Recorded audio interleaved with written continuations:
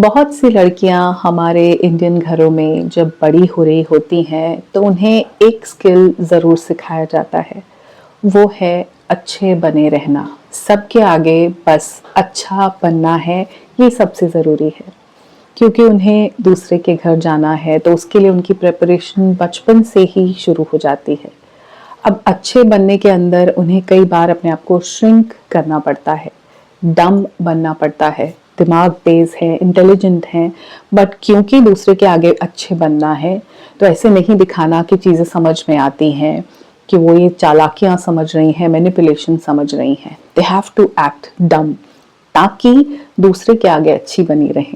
क्योंकि अच्छी लड़कियां तो ज़्यादा बोलती नहीं हैं, सामने से जवाब नहीं देती, अपने आप चीज़ें इनिशिएट नहीं करती, इंडिपेंडेंट नहीं होती, सबका कहना मानती हैं।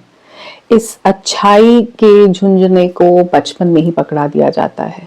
झुंझुना समझते हैं आप, जो छोटे इन्फेंट्स को देते हैं ना, छन छन छन छन जो बचता है। तो लड़कियों के हिस्से बहुत ज़्यादा तो कुछ आता नहीं है, ना पेरेंटल प्रॉपर्टी आती है, ना ही कोई फ्रीडम आती है कि वो खुद से जाके पढ़ सकें। अब यहाँ मैं जनरलाइज नहीं कर रही, क्योंकि बहुत सारी लड़कियों को अपॉर्चुनिटीज मिली हैं। काफ़ी सारे ऐसे घर हैं जो अपनी बेटियों को वाकई में ही वो आज़ादी देते हैं अपने लाइफ के चॉइसेस एक्सप्लोर करने के लिए, अपने टैलेंट्स को एक्सप्लोर करने के लिए। लेकिन काफ़ी सारे घर ऐसे हैं जो आज भी लड़कियों को बांध के रखना चाहते हैं, उनके हाथ में पकड़ा देते हैं सिर्फ अच्छाई का झुंझुना, और कुछ नहीं आता उनके साथ। और स्पेशली जो लड़कियां पहले पैदा हुई थी, लाइक 70s में, 80s में, 90s तक भी काफ़ी दबा के, कंट्रोल करके, डोमिनेट करके रखा गया है। तो ये वीडियो उन्हीं के लिए है।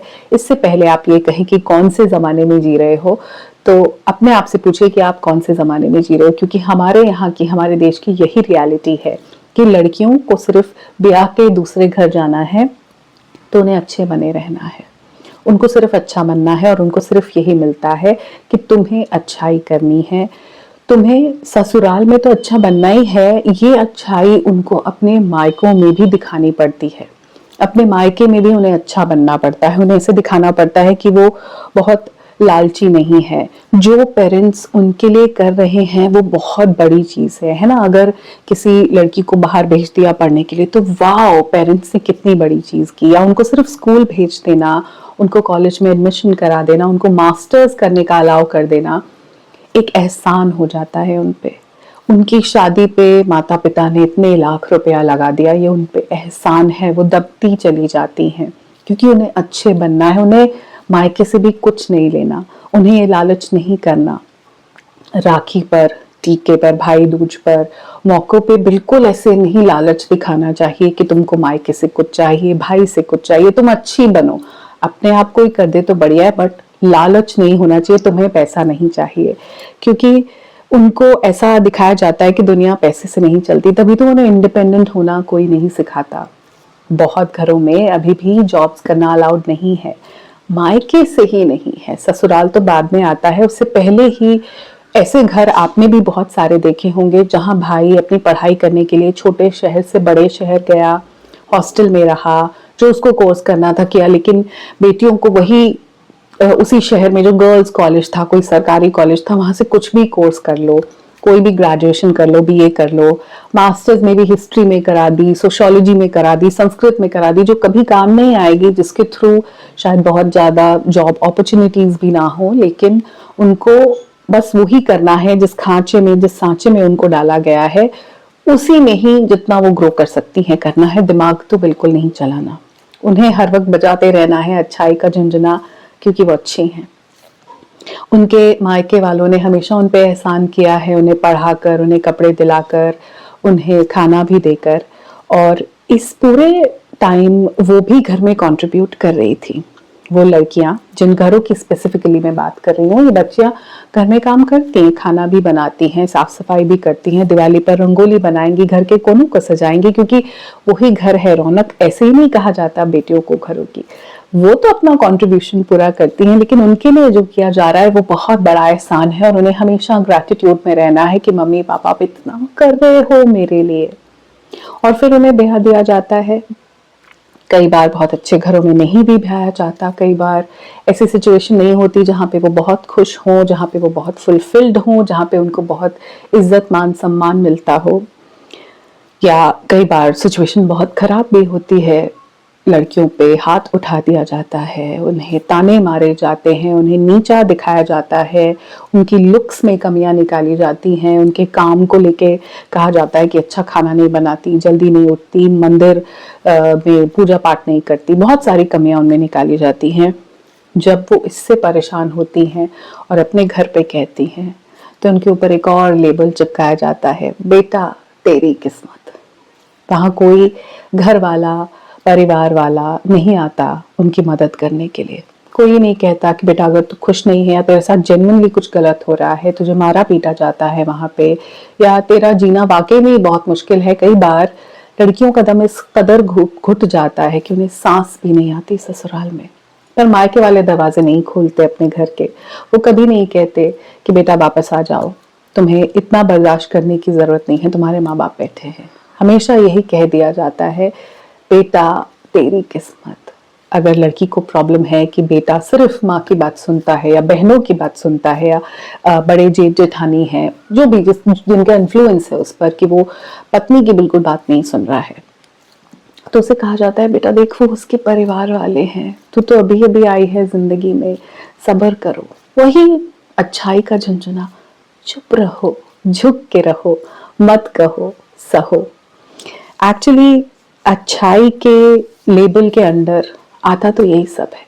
अगर आप मुझसे अग्री करते हैं तो एक कमेंट जरूर लिखना लेडीज, क्योंकि ये चीजें हेल्प करती हैं, मोटिवेट करती हैं क्रिएटर को भी, कि लोग देखते हैं और रिलेट करते हैं कि हमारा ये जो अच्छाई का लेबल है ना, जिसमें हमको अच्छी लड़कियां बनना है, द गुड गर्ल सिंड्रोम, इस लेबल के अंडर आता है सैक्रिफाइस।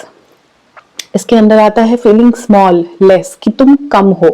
जब तुम ससुराल गई हो तो तुम ससुराल वालों से कम हो, बहू हो तो तुम कम हो, बोलना नहीं है, वो सुपीरियर है, तुम इन्फीरियर हो। आदमी से तो हम कम हैं ही, पति के आगे तो बोलना नहीं है। और ये हम सिर्फ शादी के बाद नहीं सीखते, ये हम सीख जाते हैं अपने मायकों से ही, क्योंकि हम अपने भाई से हमेशा कम होते हैं।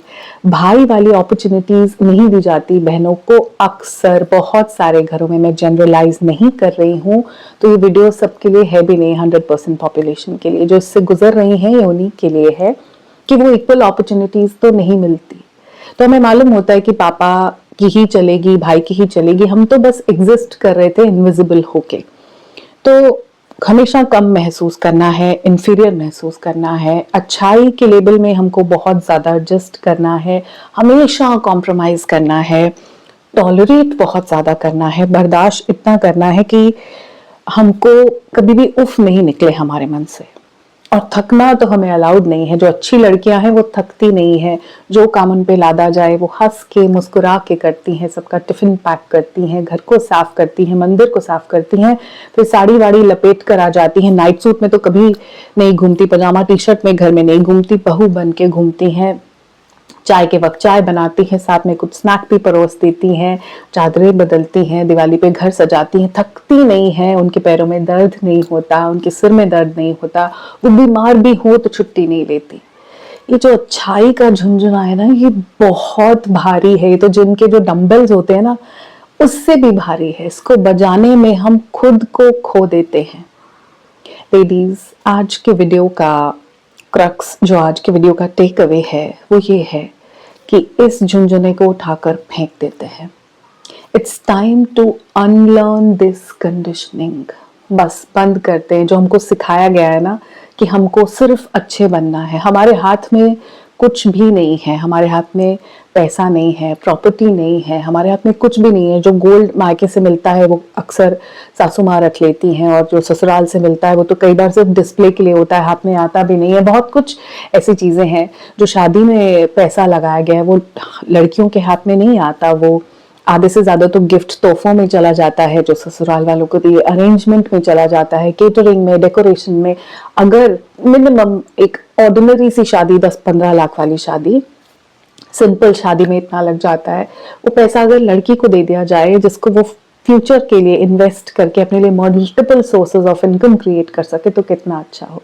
बट वो सब हमारे हिस्से नहीं आता। हमारे हिस्से तो यही है अच्छाई का झुंझुना, इसको बजाना बंद करते हैं। बड़े हो जाते हैं, हम इन्फेंट नहीं है। हमको अच्छे बनने की आड़ में बेवकूफ जो बनाया जा रहा है, ये समझदारी हमको डेवलप करनी है, हमको अनलर्न करना है। लर्निंग में था ना कि अच्छे बनना है, लड़कियों की जिम्मेदारी है सिर्फ अच्छे बनना, इंटेलिजेंट हो नहीं दिखाना, किताबें पढ़ती हो ये नहीं दिखाना, नहीं बताना, तुम्हें चीजें समझ में आती हैं, स्मार्ट हो नहीं बताना, कोई गलत कर रहा है तो सामने से जवाब नहीं देना, कोई भी कुछ भी कर रहा है तुमको सिर्फ बर्दाश्त करना है, पलट के नहीं कहना, अपने व्यूज एक्सप्रेस नहीं करने, डम एक्ट करना है। इसको भूल जाते हैं क्योंकि हमने अपने आप को इतना श्रिंक कर लिया है कि एक उम्र तक आते आते हमें ये एहसास होना बंद हो जाता है कि हम एग्जिस्ट भी करते हैं।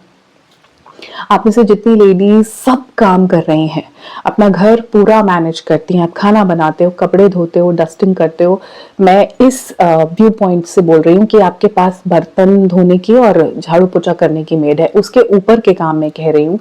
फ्रूट्स काटते हो, सलाद बनाते हो, घर की चादरें बदलते हो, बाथरूम धोते हो, वॉश बेसिन धोते हो, टॉयलेट जो सीट्स कमोड होते हैं उसको धोते हो, किचन के स्लैब साफ करते हो, डस्टबिन में जो हम लाइनर लगाते हैं डस्ट पैन के अंदर उसको रिप्लेस करते हो, वो क्लीन करते हो, घर में चींटियां कॉकरोच हैं तो उनके लिए आप ध्यान रखते हो, आप कोशिश करते हो उस घर को बेस्ट मैनेज करना।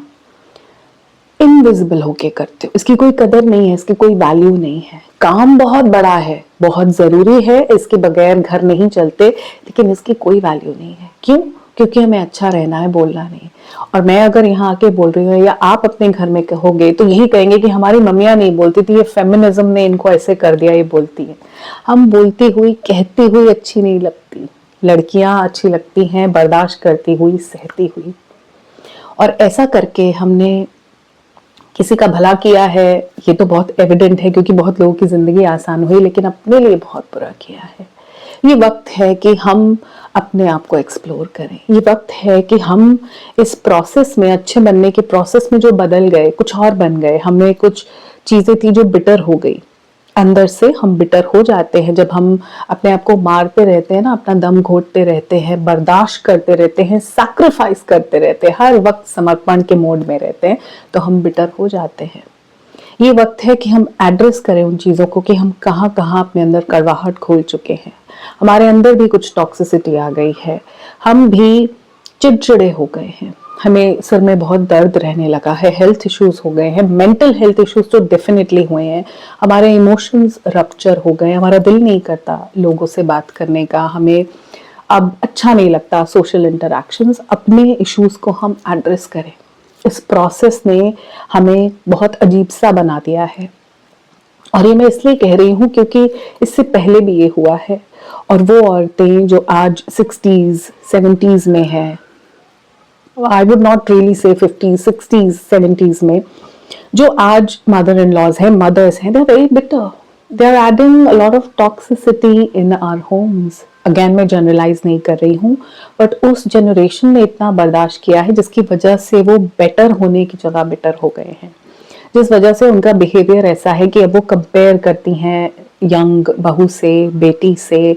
उनको इतनी इनसिक्योरिटी है कि बेटे की अटेंशन उनको हर वक्त चाहिए, उनको छोड़ना नहीं है अपने बच्चों को। आप यू आर फेसिंग एवरीथिंग। इस चैनल पे मैंने बहुत सारे वीडियोस बनाए हैं related to narcissistic mother, mother in laws, overall mama's boy, इस बारे में हम अक्सर बात करते हैं। तो ये वक्त है पॉज करने का। अगर आप 30s में हो, 40s में हो, 50s में भी हो, पॉज एंड पे अटेंशन कि अच्छे बनने के प्रोसेस में आप बन क्या गए हो।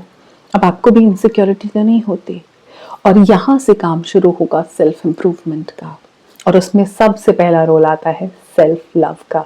और जब भी मैं सेल्फ लव की बात करती हूँ लड़कियों के लिए, तो मैं कहती हूँ कि गुलाबी रंग भरना बहुत ज़रूरी है। गुलाबी रंग है मोहब्बत का, और मोहब्बत शुरू होगी सबसे पहले अपने साथ। अपने आप को खुश करो। सबके साथ अच्छे बन गए, अब अपने साथ अच्छे बनो। अब अपने लिए वो चीज़ें करो जो तुम्हें खुशी देती हैं, सुख देती हैं, सुकून देती हैं। अपने सेल्फ इम्प्रूवमेंट की जर्नी को शुरू करो सेल्फ लव के साथ। अपने आप से प्यार करो, और अपने आप से प्यार करना कोई क्या हमें सिखा सकता है? नहीं।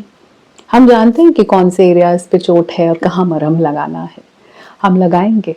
आप में से जो लोग आज ही शुरुआत करने वाले हैं तो मुझे कमेंट में ज़रूर लिखना कि कौन सा ज़ख्म है जो सबसे ज़्यादा आपने कुरेदा है या जो सबसे ज़्यादा दुखता है, जिस पे आपको मरहम लगाने की ज़रूरत है।